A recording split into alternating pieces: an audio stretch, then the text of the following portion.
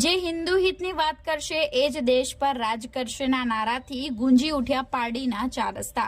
બંગાળમાં ભાજપના ઐતિહાસિક દેખાવ બદલ ઢોલ નગારાના તાલે ઝૂમી કાર્યકરોએ ઉજવણી કરી। પશ્ચિમ બંગાળ, આસામ અને પોંડિચેરીમાં ભારતીય જનતા પાર્ટીના શાનદાર પ્રદર્શન અને ઐતિહાસિક જીતનો ઉત્સાહ હવે દક્ષિણ ગુજરાતના પારડી સુધી પહોંચ્યો છે। આજે સાંજે 5:30 કલાકે પારડી ચાર રસ્તા બ્રિજ નીચે ભાજપના મોટી સંખ્યામાં કાર્યકરો અને હોદ્દેદારોએ એકઠા થઈ ભવ્ય વિજય ઉત્સવ મનાવ્યો હતો। આ કાર્યક્રમમાં ભારત માતા કી જય, વંદે માતરમ અને જય શ્રી રામના નારાઓથી સમગ્ર વિસ્તાર ગુંજી ઉઠ્યા હતા। કાર્યકરોએ જે હિન્દુ હિતની વાત કરશે એ જ દેશમાં રાજ કરશે અને હર હર મહાદેવના ગગનભેદી સૂત્રોચ્ચાર કર્યા હતા। બંગાળમાં ભાજપે મેળવેલી મજબૂત પકડને કાર્યકરોએ રાષ્ટ્રીય સુરક્ષા અને માનવતાની જીત ગણાવી હતી। વડાપ્રધાન નરેન્દ્રભાઈ મોદી અને ગૃહમંત્રી અમિતભાઈ શાહને અભિનંદન પાઠવ્યા હતા। સાથે જ ટીએમસી નેતા મમતા બેનર્જીની હાર અંગેના નારા પણ ગુંજ્યા હતા। વિજય ઉત્સવની શરૂઆત ફટાકડા ફોડીને કરવામાં આવી હતી। ઢોલ નગારાના તાલે ભાજપના કાર્યકરો અને હોદ્દેદારો મન મૂકીને ઝૂમ્યા હતા।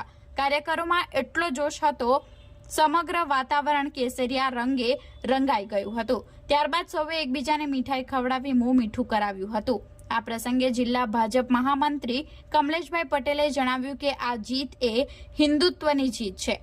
કાર્યક્રમમાં શહેર ભાજપ પ્રમુખ વિપુલ પટેલ, પાલિકા પ્રમુખ ચેતન નાયકા, ઝુબિન દેસાઈ, અશોક પ્રજાપતિ, ફાલ્ગુનીબેન ભટ્ટ, મેહુલ ભરવાડ, જેનિલ દેસાઈ, ધર્મેશ મોદી, દેવેન શાહ, નીલેશ ભંડારી સહિત સંગઠનના વિવિધ મોરચાના હોદ્દેદારો, પાલિકાના સભ્યો અને વિશાળ સંખ્યામાં કાર્યકર્તાઓ ઉપસ્થિત રહ્યા હતા।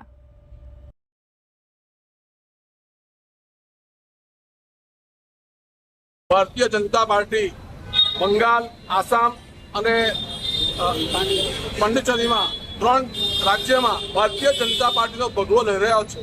એનું કારણ એટલું જ છે કે આપણા ભારતીય જનતા પાર્ટી હિન્દુ રાષ્ટ્રમાં માનનારી છે, સનાતન ધર્મની રક્ષણ કરવાની પાર્ટી છે।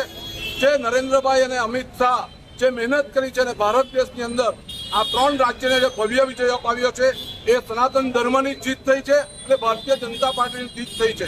આજે બંગાળની પ્રજા ખૂબ દુઃખી હતી। બંગાળની પ્રજાની અંદર ઘૂસપેઠીઓનો ઘણો ત્રાસ હતો, ગુંડારાજ હતું, જંગલરાજ હતું।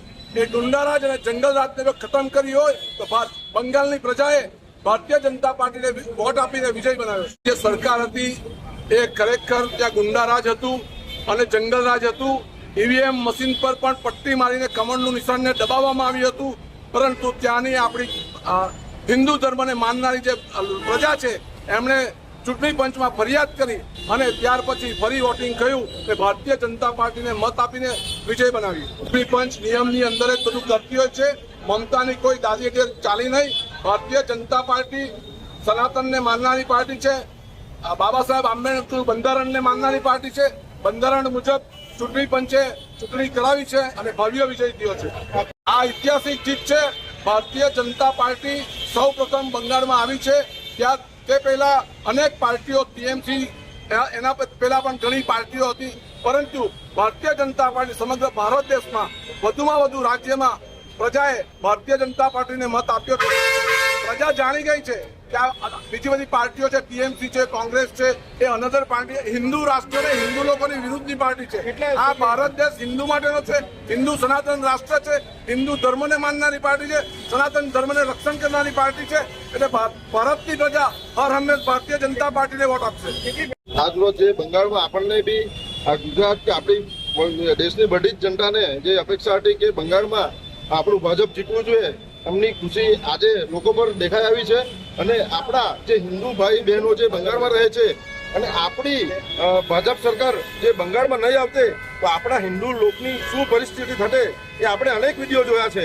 એટલે આપણા મોદી સાહેબની સરકાર પર બંગાળની જનતાને બહુ સારો વિશ્વાસ છે। એટલે આજે અમે આખા દેશમાં અને ગુજરાતમાં અને પારડી શહેરમાં જે આપણી સંગઠને કાર્યક્રમ આપ્યો છે એમની આજે અમે વિજય ઉત્સવ મનાવ્યો છે।